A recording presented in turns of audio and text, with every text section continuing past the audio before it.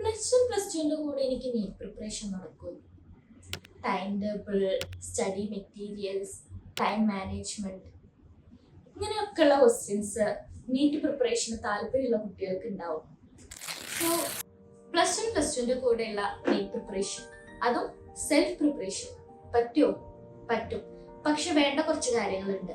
Hard work, consistency, time management, dedication.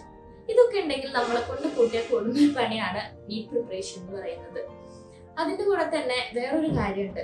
ഈ board എക്സാമിനും NEET എക്സാമിനും വേണ്ടിയിട്ടുള്ള ഒരു പ്രിപ്പറേഷൻ എൻറ്റയർലി ഡിഫറെന്റ് ആണ്. അതാണ് നമ്മുടെ മുന്നിലുള്ള ഒരു മെയിൻ ആയിട്ടുള്ള ഒരു ടാസ്ക്. പക്ഷെ നമ്മൾ പ്ലാൻഡ് ആയിട്ട് പ്രിപ്പയർ ചെയ്താൽ എല്ലാം ഈസി ആയിരിക്കും. ഫസ്റ്റ് ഞാൻ പറയാൻ പോകുന്ന കാര്യം ടൈം ടേബിൾ ഉണ്ടാക്കുക എന്നുള്ള കാര്യം. ഇപ്പൊ ഒരു വർഷത്തേക്കുള്ള ഫുൾ ടൈം ടേബിൾ ഉണ്ടാക്കി വെക്കാനായിട്ട് നമ്മളെ പറ്റില്ല.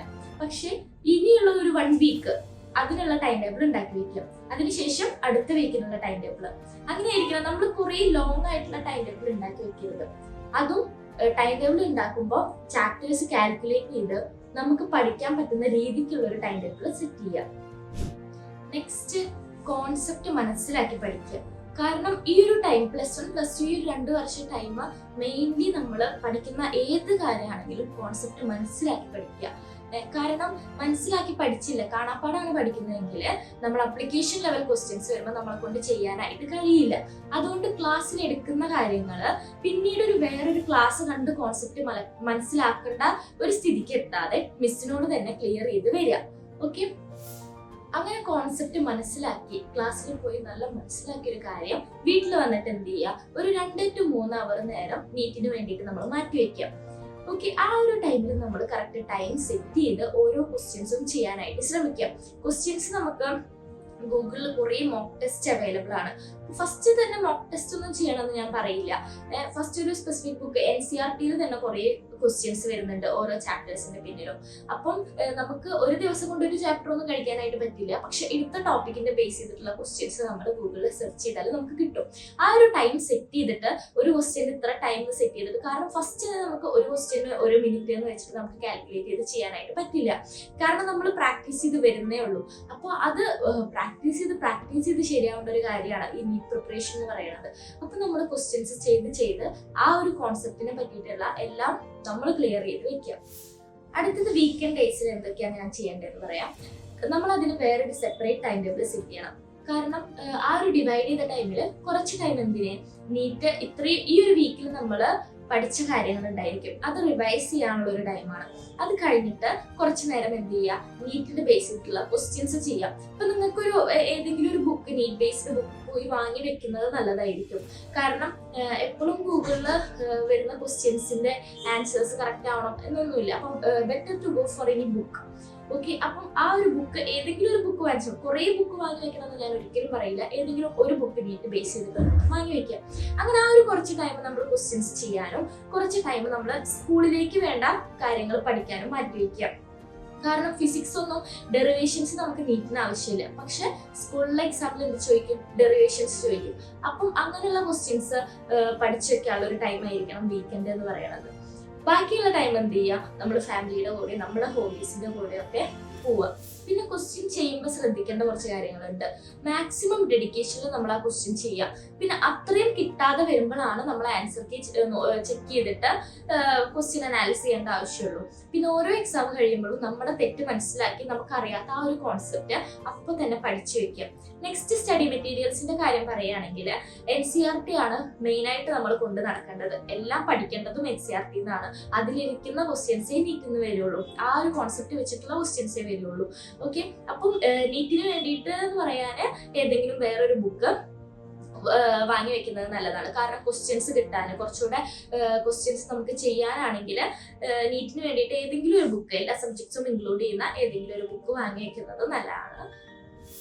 ഇനി നമുക്ക് കിട്ടുന്ന വേറൊരു വാല്യുബിൾ ആയിട്ടുള്ള ഒരു ടൈം ഉണ്ട്, വെക്കേഷൻ ഡേയ്സ്, 10 days വെക്കേഷൻ.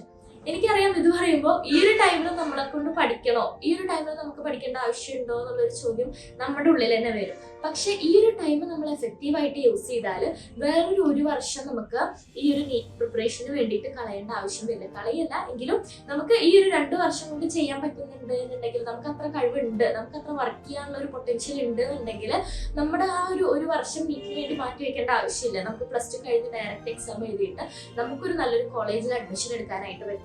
അപ്പൊ ഈ ഒരു 10 days വെക്കേഷനിൽ നമുക്ക് നല്ലൊരു ടൈം ടേബിൾ ഉണ്ടാക്കിയിട്ട് അതിനനുസരിച്ച് പ്രിപ്പയർ ചെയ്ത് പോവാം 3 സബ്ജക്റ്റും. ഓക്കെ, ഇതുവരെ സ്കൂളിൽ കംപ്ലീറ്റ് ചെയ്ത ടോപ്പിക്സ്, എനിക്ക് അറിയാത്ത കുറച്ച് ടോപ്പിക്സ് ഉണ്ടെന്നുണ്ടെങ്കിൽ അത് ക്ലിയർ ചെയ്യാനായിട്ട് പറ്റും. കൂടുതൽ മോക്ക് ടെസ്റ്റ് നമ്മൾ അറ്റൻഡ് ചെയ്യാം.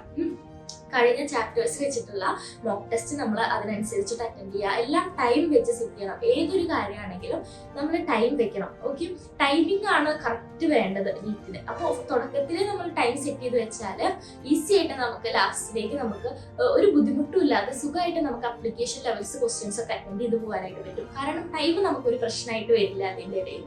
ഓക്കെ, അപ്പോൾ ഈ ഒരു 10 days വെക്കേഷൻ അങ്ങനെ ആ ഒരു പ്ലാൻഡ് ആയിട്ടുള്ള കുറച്ച് കാര്യങ്ങൾ ചെയ്യാനായിട്ട് യൂസ് ചെയ്യാം. പക്ഷെ അതിന്റെ കൂടെ തന്നെ നമ്മുടെ സ്കൂളിലത്തെ സ്റ്റഡീസും കൊണ്ടുപോകണം. അതുപോലെ നമ്മുടെ ഹോബീസും കുറച്ച് കാര്യങ്ങളൊക്കെ ആയിട്ട് ശ്രദ്ധിക്കണം. ഇതിന്റെ എല്ലാം ഇടയിൽ സ്കൂളിൽ വരുന്ന കുറച്ച് എക്സാംസ് ഉണ്ടായിരിക്കും. ഓക്കെ, ഓരോ mid term exams, okay Christmas exam, അതുപോലെ കുറെ എക്സാംസ് വരുന്ന ടൈം ഉണ്ടായിരിക്കാം. ആ എക്സാമിന്റെ ടൈമിലും നീറ്റ് പ്രിപ്പറേഷൻ നമ്മളെ കൊണ്ട് പറ്റിയെന്ന് വരില്ല. പക്ഷെ അതെന്താണ്, നോർമലാണ്. അത് വെച്ചിട്ട് ഓക്കെ ഈ കുറച്ച് ഡേയ്സ് എനിക്ക് എന്തായാലും എൻ്റെ ആ ഒരു ഷെഡ്യൂൾ എനിക്ക് തെറ്റി, അപ്പം ഇനി അത് ചെയ്താൽ ശരിയാവുന്നില്ല എന്നുള്ളൊരു മൈൻഡ് സെറ്റ് വേണ്ട. കാരണം ആ ഒരു ടൈം നമ്മൾ സ്കൂളിൽ പഠിക്കേണ്ട ഒരു ടൈമാണ്. അത് കഴിഞ്ഞിട്ടുള്ള ആ ഒരു വെക്കേഷൻ ടൈമും വീക്കെൻഡ് ഡേയ്സും എല്ലാം നീറ്റിന് വേണ്ടിയിട്ട് ടൈം സെറ്റ് ചെയ്ത് പഠിക്കാം. എപ്പോഴും ഫുൾ ടൈം ഇരുന്ന് പഠിക്കണം എന്ന് ഞാൻ പറയില്ല. പക്ഷെ പഠിക്കുന്ന ടൈം നല്ല എഫക്റ്റീവായിട്ട് യൂസ് ചെയ്യുക. ഏതൊരു കാര്യമാണെങ്കിലും നമ്മൾ സ്മാർട്ട് വർക്കും ഹാർഡ് വർക്കും ഒരുപോലെ വന്നാൽ നമുക്ക് ഈസി ആയിട്ട് ക്രാക്ക് ചെയ്യാനായിട്ട് പറ്റുന്ന ഒരു എക്സാം ആണ് നീറ്റ് എന്ന് പറയുന്നത്. +1 കഴിയുന്ന ആ ഒരു ടൈം കൊണ്ട് +1ന്റെ ഓൾമോസ്റ്റ് എല്ലാ ടോപ്പിക്സും നമുക്ക് ക്രിസ്റ്റൽ ക്ലിയർ ആയിരിക്കണം. ഇനിയിപ്പോൾ കഴിയാത്ത കുറെ ടോപ്പിക്സ് പെൻഡിങ് ഉണ്ടെങ്കിലും ടെൻഷൻ ആവണ്ട. നമുക്ക് +1 +2ന്റെ ഇടയിലുള്ള ആ ഒരു വെക്കേഷൻ ടൈം നമുക്ക് അതിനായിട്ട് യൂസ് ചെയ്യാം. ഈ ഒരു വെക്കേഷൻ ടൈം എന്തിനൊക്കെ നമുക്ക് എഫക്റ്റീവായിട്ട് യൂസ് ചെയ്യാന്നുണ്ടെങ്കിൽ, എന്താണ് +1ലുള്ള പെൻഡിങ് ടോപ്പിക്സ് ക്ലിയർ ചെയ്യാനും അതുപോലെ തന്നെ +2 ക്ലാസ്സസ് കണ്ട് തുടങ്ങാനും നമുക്ക് ആ ഒരു ടൈം നമുക്ക് യൂസ് ചെയ്യാനായിട്ട് പറ്റും. കാരണം കുറേ ക്ലാസ്സസ് ഉണ്ട് യൂട്യൂബിൽ. അപ്പൊ നമുക്ക് +1ന്റെ ഓരോ ടോപ്പിക്സ് ആയിട്ട് +2ന്റെ ഓരോ ടോപ്പിക്സ് ആയിട്ട് ഈ ഒരു +1 +2 വെക്കേഷൻ ടൈം നമുക്ക് യൂസ് ചെയ്യാം. പക്ഷെ ഏതൊരു കാര്യം പഠിക്കുമ്പോഴും കോൺസെപ്റ്റ് ബേസ് ആയിട്ട് പഠിക്കാനായിട്ട് ശ്രമിക്കുക. കാരണം നീറ്റിന് വേണ്ടത് കോൺസെപ്റ്റ് ആണ്. ഈവൻ ബയോളജി വരെ അങ്ങനെയാണ്. പക്ഷെ എങ്ങനെയാണ് നമ്മൾ കോൺസെപ്റ്റ് ബിൽഡ് ചെയ്യുക? ക്വസ്റ്റ്യൻസ് ചെയ്തിട്ടാണ് കോൺസെപ്റ്റ് ബിൽഡ് ചെയ്യേണ്ടത്. ഏതൊരു കോൺസെപ്റ്റും നമുക്ക് തിയറി വായിച്ചിട്ട് കോൺസെപ്റ്റ് മനസ്സിലാവാത്ത കുറെ കാര്യങ്ങൾ ഉണ്ടായിരിക്കും. അതൊക്കെ നമ്മൾ ക്വസ്റ്റ്യൻസ് പ്രാക്ടീസ് ചെയ്തിട്ടായിരിക്കണം നമ്മുടെ കോൺസെപ്റ്റ് നമ്മൾ ബിൽഡ് ചെയ്തെടുക്കുക. ഓക്കെ, അപ്പം മാക്സിമം നമ്മൾ ക്വസ്റ്റ്യൻസ് ചെയ്ത് പഠിക്കുക. എന്നാലേ നമുക്ക് ആ ഒരു കോൺസെപ്റ്റ് നമ്മുടെ ഉള്ളിൽ നിൽക്കുള്ളൂ. തിയറി വായിച്ചുകൊണ്ട് അത് എഫക്റ്റീവായിട്ട് നമ്മുടെ ഉള്ളിൽ നിൽക്കണം എന്നില്ല. അപ്പൊ ഈ ഒരു ടൈം മാക്സിമം അങ്ങനെയുള്ള കാര്യങ്ങൾക്കായിട്ട് ഈ ഒരു 2 മാസം വെക്കേഷൻ ടൈം അതിനു വേണ്ടി യൂസ് ചെയ്യാം. അപ്പൊ ഈ ഒരു +1 കഴിയുന്നതിലൂടെ നമുക്ക് ആ ഒരു +1ന്റെ ടോപ്പിക്സ് ക്ലിയർ ചെയ്യാനായിട്ട് പറ്റുന്നുണ്ടെങ്കിൽ +2 അതുപോലെ തന്നെ നമുക്ക് ക്ലിയർ ചെയ്യാനായിട്ട് പറ്റും.